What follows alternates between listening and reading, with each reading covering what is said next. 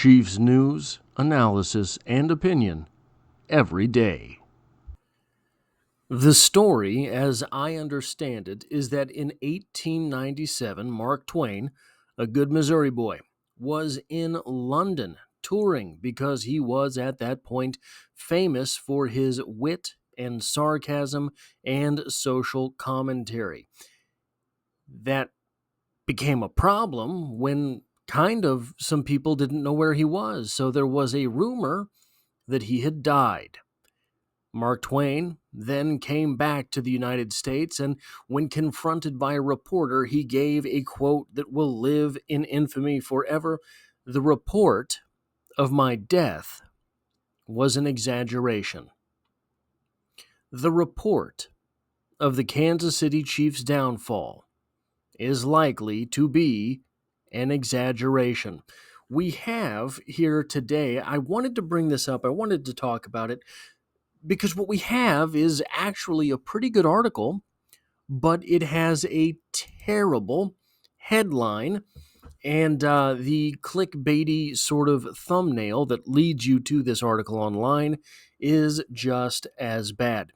The article is titled "Analyzing the Chiefs' Massive Offseason Loss," subtitled "The Kansas City Chiefs Lost the Super Bowl, then Sustained Another Significant Loss." Now, you are here on YouTube watching a video from a small YouTuber on the Kansas City Chiefs. You know exactly where this is going.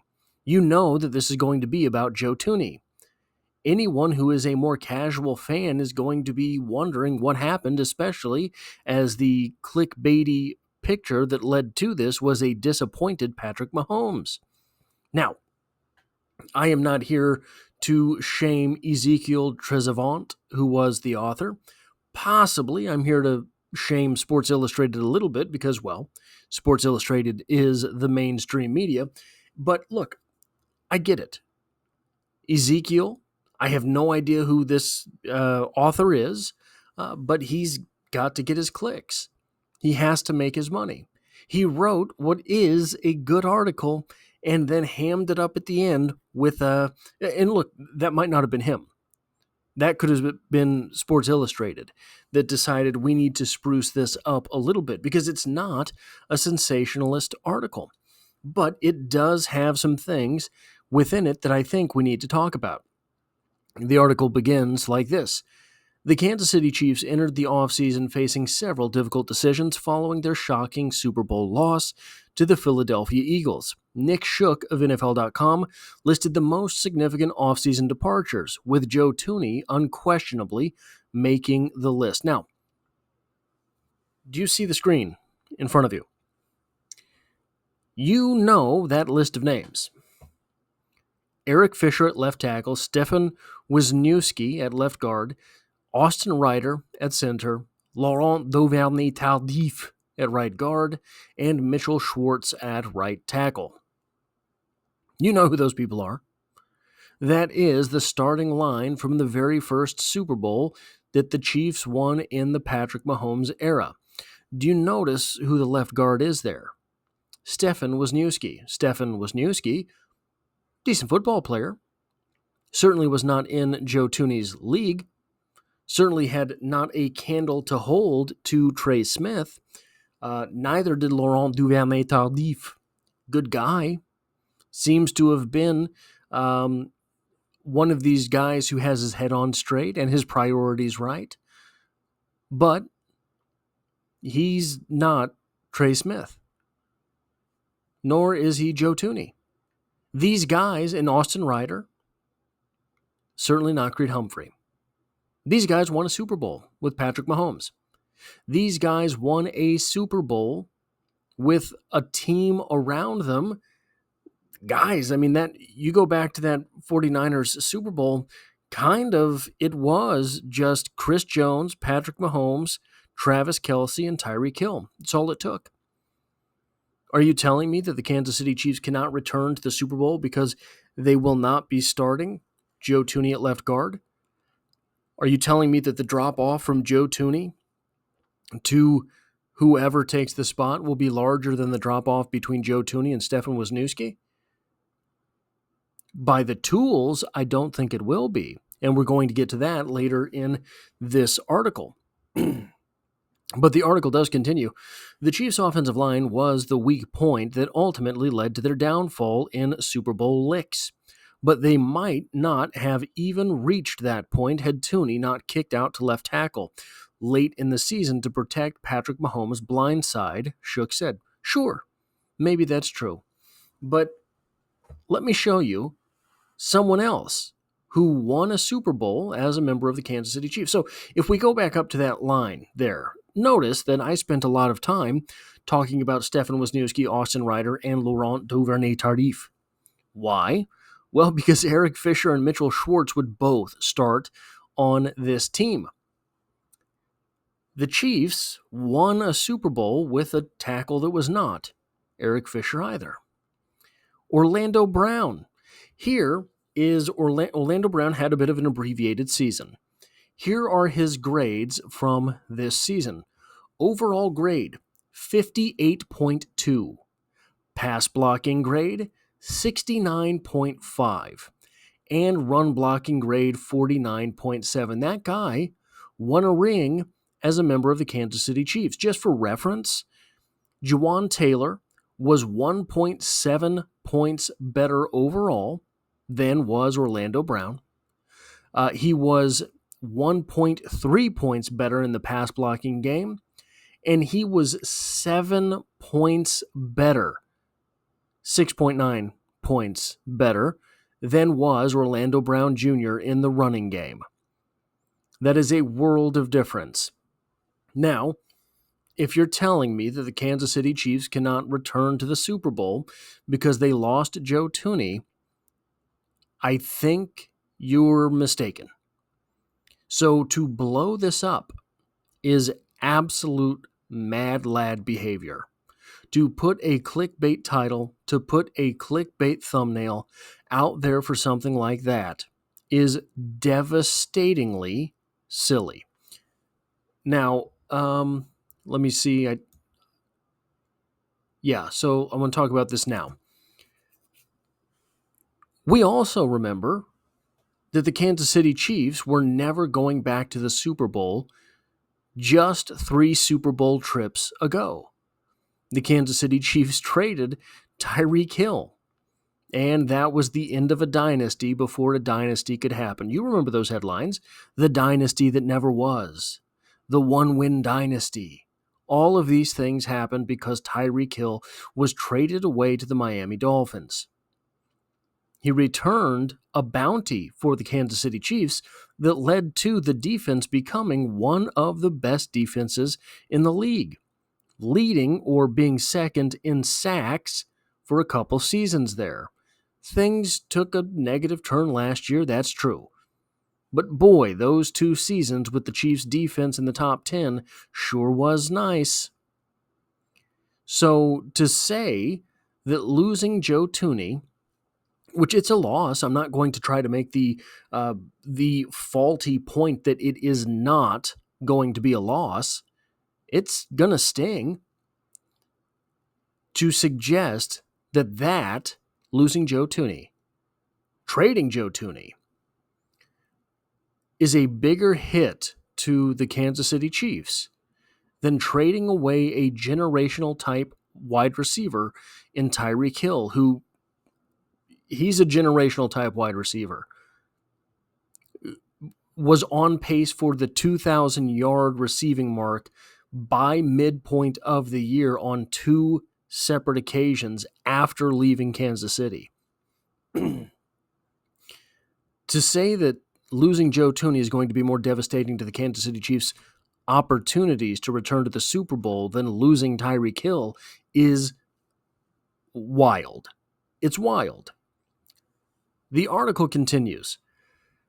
Thuney's departure seemed inevitable because of the salary cap constraints, and while Kansas City addressed the left tackle spot by signing Jalen Moore and drafting Josh Simmons, the O-line remains a big question mark. I think I always misspell Jalen's name. Especially with Mike Caliendo, the 114th ranked guard out of 136 last season, per Pro Football Focus, competing with Kingsley Suamataia, the 136th ranked tackle out of 140 in 2024 per PFF at left guard. We'll learn in 2025 just how valuable Tooney was to the Chiefs' offense. Kind of a silly quote. It is. I don't think anyone believes that Mike Caliendo is in the running for the starting left guard position. Kingsley Suamataia, of all the names we know, seems to have the forefront position. Wanya Morris isn't starting either. Hunter Nourzad isn't starting either. CJ Hansen from last year's draft isn't starting either. All of these guys will have an opportunity to win that spot. And look, the Chiefs had to get worse at left guard in order to get better at left tackle. We have seen up here with this list of names, I'm going to return to it one more time. Eric Fisher was a good left tackle. I don't think he ever would have been in that elite category. Mitchell Schwartz was a really good right tackle. Maybe not in that elite category, but I think probably borderline elite. Look at the interior of that line. I'm not meaning to sort of downplay those guys, but those guys are not what the Kansas City Chiefs had last season. And the line itself struggled not because of the interior, but because the offensive tackles were not as strong. If you have to get a Stefan Wisniewski on the field in order to get yourself an Eric Fisher at left tackle, well, guys, it's worked before. And I don't think Stefan Wisniewski would start on the 2025 Kansas City Chiefs. So when we come down here, yes, they got worse at left tackle or at left guard to get better at left tackle. Here's the thing. They do have both Jalen Moore and Josh Simmons. Now, Jalen Moore doesn't look much like a guard to me, so it might be left tackle or bust for him, or right tackle or bust. It might be starting tackle or bust for Jalen Moore. I think that the Kansas City Chiefs will have to give up this strange, seemingly paradoxical sort of love for Jawan Taylor. I mean, he's serviceable, but he's not great. And if Jalen Moore comes in and Josh Simmons earns the left tackle position, why not give Jalen Moore a shot at right tackle? But back to the point I was making, say Jalen Moore wins that left tackle position. You're telling me for sure you don't think Josh Simmons could play left guard? You have a myriad of names available for that left guard position, but I don't think they're going to have to dig all that deep in order to get there. I think Kingsley Suamataia is a talented offensive lineman, and the article continues with that same assumption. While Suamataia may be a viable option for the Chiefs, there are undoubtedly limitations to his game that he must improve. Now, I'm just going to drag this out. This is Kingsley's RAS score, a 9.4. Now, this exemplifies the fact that I don't really trust RAS scores all that much. He did 0 of the agility testing and still got a complete score, right? A 9.4. But look at all of the green on your screen. That 9.4 is a good number. 10.625 inch hands, 34 and a quarter inch arm length. Those are well above passing. 6'4", not the greatest height. Certainly serviceable, especially when you're pairing it with 34 and a quarter inch arms. 326 pounds is an 8.59 grade. 31 bench press reps is a 9.47 grade. The 9'2" broad jump is an 8.69. 504 40-yard dash is a 9.1, meaning you're pairing a 9.1 40-yard dash with an 8.59 weight. That's a lot of force. And a 10-yard split of 173, which is a 9.26 grade. This is an athlete at the offensive line positions. The article continues. Brentley Weissman of the NFL Draft Network said, in the passing game, his athleticism and length make it very challenging for opposing defenders to win against him. He is explosive out of his pass sets and gets good depth. He shows a good ability to mirror in pass protection and is a cerebral player when it comes to passing off stunts and games. He utilizes his length very well and creates a long path between him and the quarterback. The only thing we really saw him struggle with was a guy that was both fast and powerful. Now, not the fastest, but certainly had a good step. Trey Hendrickson, we saw him struggle there, right? He looked good in week 1 to me. And I guess maybe he lost his confidence, never got back on the horse, whatever it was. They decided he wasn't ready. They gave it the whole college try. He wasn't ready, didn't go back out there, played minimal snaps the rest of the season. We don't know what he looks like now. While his physical gifts are tantalizing, he must work on his hand placement in pass protection, as he often will miss with his initial punch, leaving his frame open where defenders can win his chest and drive him back. He must also work lunging over his feet when engaging the defender, as he will lose balance and fall off his block. I think this is what gets him in trouble with speed, because if you are, he does, like the article says, not great with that first punch. If you're not great with that first punch and you're over your heels or over your knees, you're exposed against someone else's leverage. Weissman elaborated on Suamataia's tendencies, possibly explaining why the Chiefs drafted him. Overall, this is an extremely talented tackle prospect who has everything you want in an NFL tackle. He needs to clean up some more of the technical pieces to his game, but the talent and upside here are hard to ignore, Weissman said. I think that says it all. I think that is suggesting that Kingsley Suamataia does have the potential to be a starting tackle in the league, and if he has to get there by being a guard this year, think of it this way.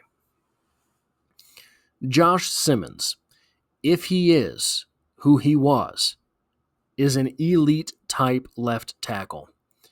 Kingsley Suamataia, entering his second season of a 4-year rookie contract, if he starts this year at left guard, and he does decent, he proves he is who the Chiefs thought he was, who's to say that he can't work his way out to right tackle with the departure of Jawan Taylor, which is likely after the 2025 season? I think you could be right now sitting on 2 high-end tackles, 2 very, very promising tackles. You just might not see them there this year. That is all I have for this video. If you like or appreciate what it is that I do here, hitting the like button really does help me out, as it tells YouTube to share this video with other Kansas City Chiefs fans. If you find yourself here by chance but not design, the Chiefs are the only thing I talk about on this channel, dropping multiple videos every single week. And as always, I hope to have you back for the next one.